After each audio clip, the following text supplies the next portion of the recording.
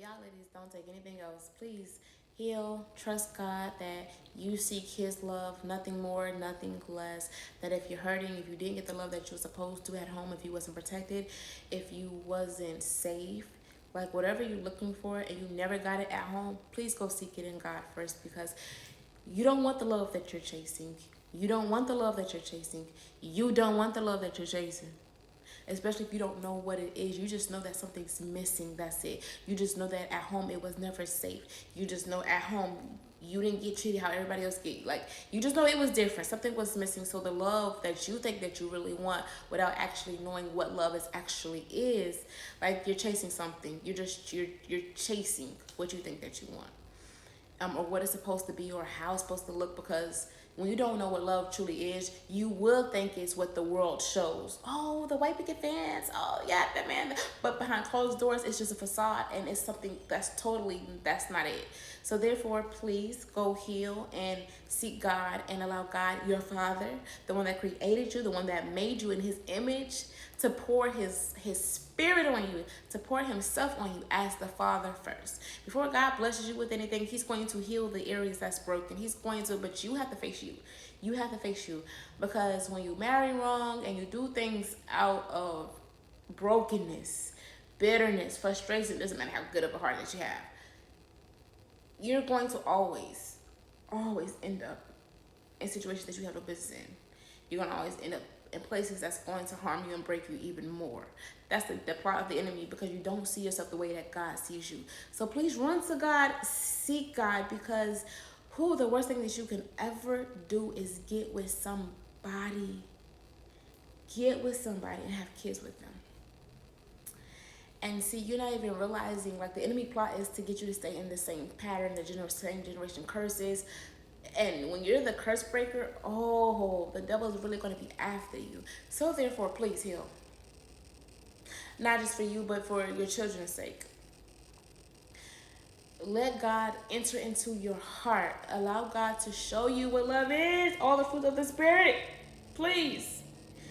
Because you don't want to be with the wrong person and have kids by, because then whatever you felt, they're going to feel. And it doesn't matter how many times you show up, they're still going to feel that empty love, that empty space. Like, why don't this person want me? Why don't this person love me? And then see, when they see other things that the person is doing, oh, they don't want me. All those things are happening in their mind, and then in your child is creating bitterness, is creating a type of hurt and a pain that they can't even explain. But because by you healing and you enduring, you can see what's going on in your children, instead of you going off all the time, or thinking that when they lash out or they do something, that, oh, they're just being bad, because that's not it. Kids act out because of what's going on at home.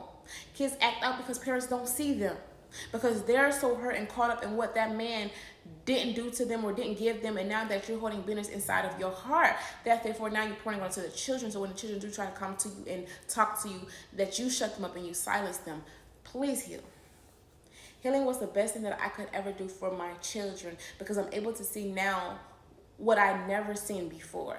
The things that my parents didn't see, like, and choose not to see.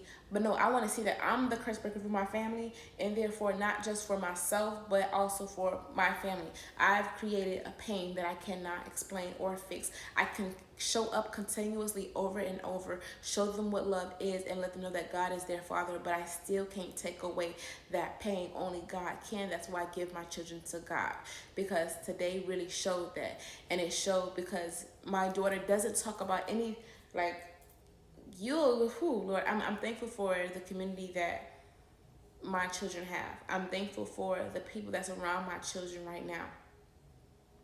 And it's not in the church.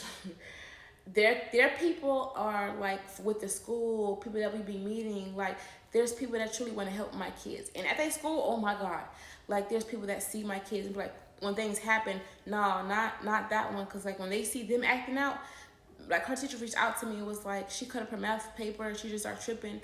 And what brought it out, which was something so small, because I told my daughter, I was like, oh my God, she was, I was going to go to search her key. And I said, oh my God, if you lose this key, you're going to get your butt whooped.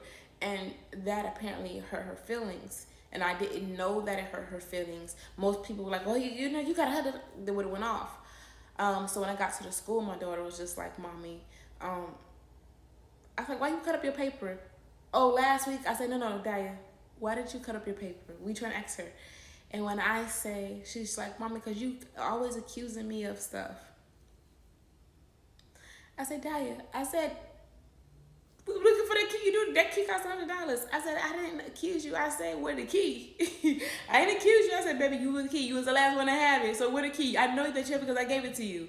I put it in your book bag." So it wasn't in the spot that it was supposed to be, but it was still in her book bag. So we found it. Everything was good when she left this morning. And then another incident of where the toothpaste was off the top and she was the last one to have it. But I didn't know my other daughter went in, but she didn't brush her teeth. So she said, I don't know. But my daughter, she's the type of person that was like me. She holds stuff in and try to be good for everybody else around her. And that's what I gotta break. When you're so wrapped up in the things that consumes you as a parent, you miss things. That's why you can't be worried about what that man doing, what everybody else, what you got going on, what work got going on. That stuff don't matter. If you're not paying attention to home, I'm paying attention to home. And because with me, literally work, everything would have, if I was working right now, everything would have stopped because it ain't about the money. Like, I gotta make sure that my home is good. If my home's not good, I'm stopping everything because my kids matter. I don't know about y'all, but I trust God that much. Like, if I was working right now, I would leave I have left a job. Matter of fact, I've left. Like, most jobs are the reason. Even with my externship, I've left because I didn't care. Like, my home, my daughter, my kids need me. If people don't understand that, so be it. But by this one incident, it brought up something that was even much deeper. What I was like yesterday, I said, yesterday you mentioned that your dad. And when I said that, my daughter just burst out crying to the point that she had me crying in front of her teacher. And I was like, I said, "Mr. Henshaw, I can't fix this. Like, I don't know how to fix this one." Because she just started busting out crying. This is why it's so important that, like, boy, you heal before you get with the wrong person and create hurt in someone that never deserved to be hurt. Your brokenness don't just affect you, it affects everything else around you. It affects your children when you love or try to love out of brokenness when you don't even know what love is. How can you keep the second commandment when you don't even know what love is? If you treat people how they treat you, that's not love.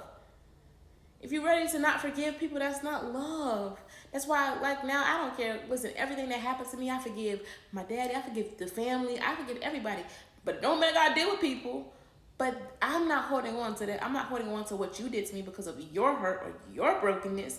I'm not doing that. You don't need to hold on to that hurt because that man left you. You don't need to hold on because you got to figure it out by yourself. That doesn't matter. If you trust the God that I serve, Jehovah Jireh, if you trust God, the one that created you, baby, you ain't got to worry about nothing. God, you heal this. I give my children unto you.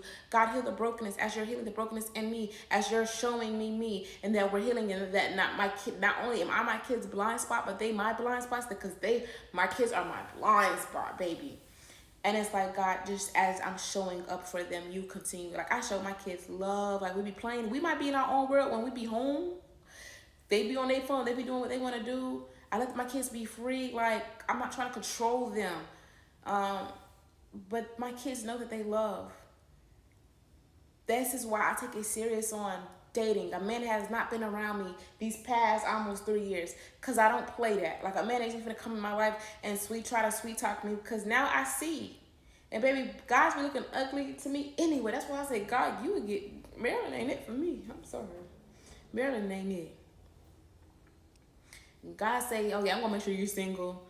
Cause like my focus isn't even that. My focus is truly on my calling and being all I can be as a mother and making sure that the love that I'm able to receive, that I'm loving myself, that I'm very secure in myself, and I'm teaching my kids that. So when someone comes in my life, they're adding and not subtracting. They're bringing something and not taking something away.